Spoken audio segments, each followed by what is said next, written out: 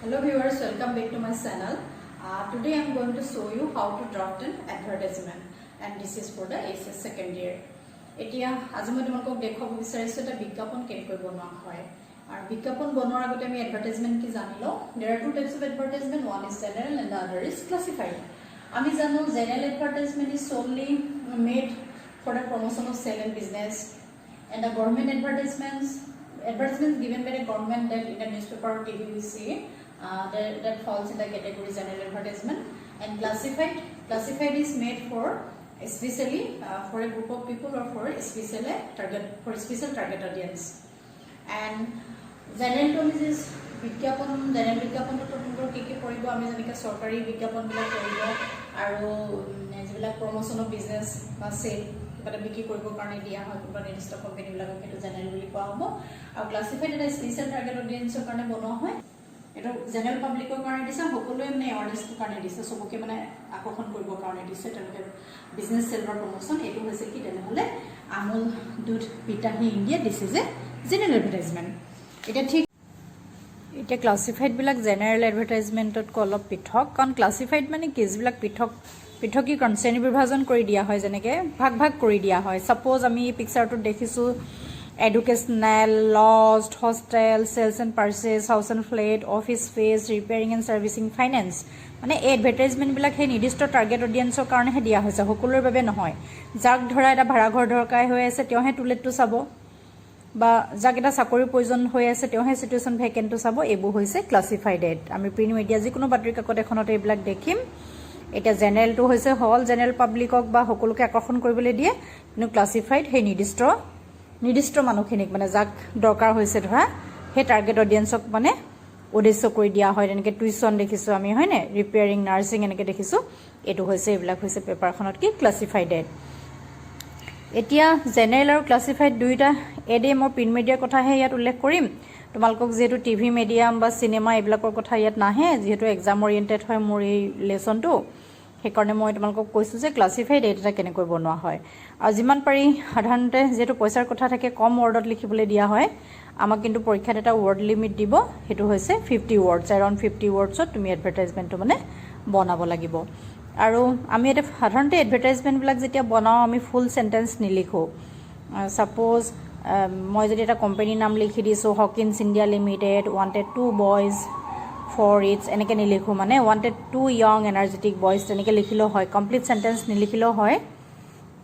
বা কমা দি আমি লিখিব পাৰোঁ এট্ৰেক্টিভ চেলাৰী পেকেজ ইনচেণ্টিভছ এনেকৈ দিও আমি লিখিব পাৰোঁ ষ্টুডেণ্টছ এতিয়া মই তোমালোকক দেখুৱাবলৈ লৈছোঁ চিটুৱেশ্যন ভেকেণ্ট পদ খালীৰ বিজ্ঞাপন এটা কেনেকৈ বনোৱা হয় প্ৰিণ্ট মিডিয়াৰ বাবে এতিয়া ধৰা তোমালোকৰ কুৱেশ্যনটো এনেকৈ আহিছে you are the HR manager of the Hindustan Unilever Limited ধৰা হওক তুমি হিন্দুস্তান ইউনিলিভাৰ লিমিটেড নামৰ কোম্পানীটোৰ তুমি human resource manager you need two sales executives for your company তোমাক দুজন চেলছ এক্সিকিউটিভছ লাগে তোমাৰ কোম্পানীৰ বাবে draft an advertisement for an English daily এখন ইংৰাজী দৈনিক বাতৰি কাকতত তুমি এডভাৰটাইজমেণ্টটো দিবা তুমি এতিয়া তাৰ কাৰণে এটা এডভাৰটাইজমেণ্ট বিজ্ঞাপনটো বনাব লাগে এক্সপেৰিয়েঞ্চ শুড এপ্লাই অনলি তুমি তাত ক্ৰাইটেৰিয়া এটা দি দিছা যে অকল অভিজ্ঞতা থকাসকলেহে মানে এপ্লাই কৰিব পাৰিব এতিয়া চোৱা এইটো যিহেতু চাকৰিৰ বাবে পদ খালী তোমাক চেলছ এক্সিকিউটিভ লাগে তুমি সেইকাৰণে তাৰ টাইটেলটো কি হ'ব চিটুৱেশ্যন ভেকেণ্ট তুমি ক'ত দিবা এডভাৰটাইজমেণ্টটো পদ খালীত দিবা মানে তোমাৰ কোম্পানীৰ এটা পদ খালী হৈছে হয়নে situation vacant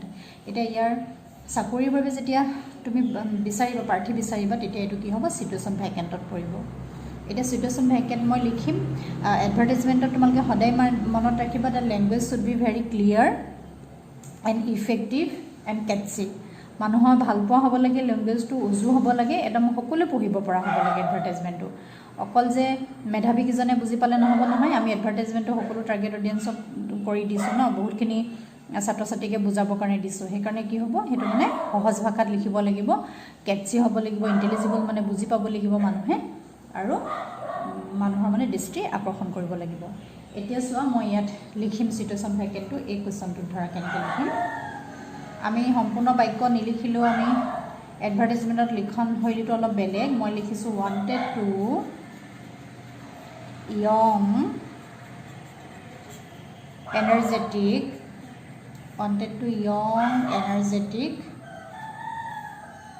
sales executives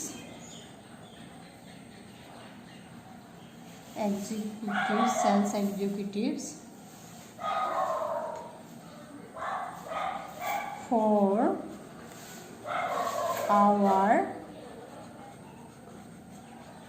Upper Assam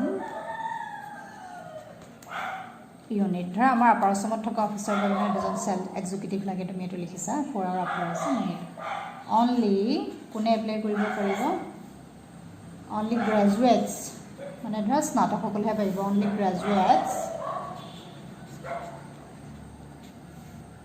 having at least 2 years experience, 2 years experience on sales and marketing,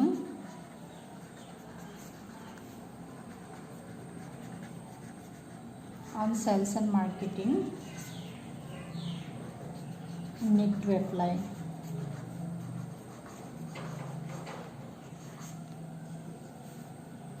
Attractive salary packages,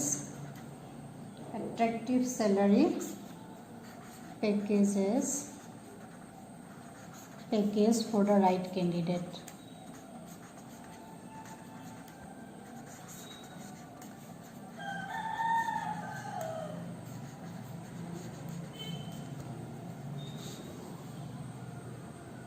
Accommodation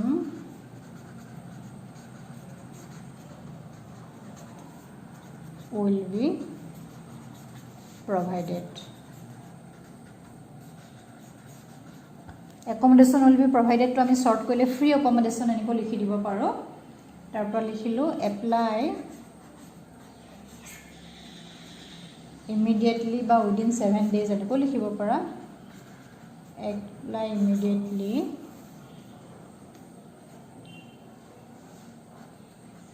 to the following address.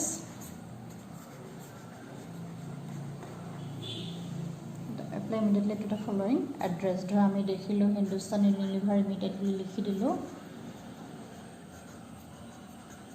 Hindustan Unilever limited, বা আমি এটা আগত লিখিব পাৰো HR মেনেজাৰ বুলি লিখিব পাৰো. কালে এপ্লাই কৰিব লাগিব HR manager limited Doomdooma.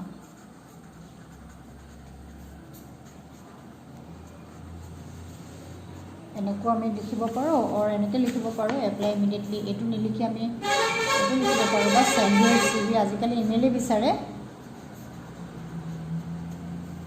Send ইউৰ CV মানে ৰেজিউমি বা CV বা কাৰিকুলাম ভিটাই বুলি কয়, বায়োডাটা. ফলো মেইল ID, এই মেইল IDটোত মানে আপোনাৰ CV পঠাব. এনেকৈ ধৰা HR মেনেজাৰ hrmanager@gmail.com. এতিয়া চোৱা তোমালোকে মই সিম্পলকৈ লিখিবলৈ চেষ্টা কৰিছোঁ. wanted to young energetic sales executive for Upper Assam unit, only graduates having at least 2 years experience on sales and marketing to apply. Attractive salary package for the right candidate. Accommodation will be provided. আমি free accommodation, attractive salary package এনেকৈ মানে কমা দি লিখিব পাৰোঁ. সম্পূৰ্ণ বাক্য নিলিখিলেও হয় এডভাৰটাইজমেণ্টত. আৰু apply immediately লিখিছোঁ to the following address. HR manager Hindustan Unilever limited Doomdooma Tinsukia. বা আমি এনেকৈ লিখিব পাৰোঁ send Euro CV to the mail ID hrmanager@gmail.com. ছাত্ৰ ছাত্ৰীসকল, তোমালোকে চিটুৱেশ্যন ভেকেণ্ট এডভাৰটাইজমেণ্টবিলাক পঢ়িবা ট্ৰিবিউনখনত বা যিকোনো ইংৰাজী দৈনিক বাতৰি কাকতত, আৰু তোমালোকে নিজে বনাবলৈ চেষ্টা কৰিবা আগৰ প্ৰিভিয়াছ ইয়েৰ মানে কুৱেশ্যন পেপাৰবিলাক চাই. তেতিয়া খুবেই সহজ লাগিব. ধন্যবাদ.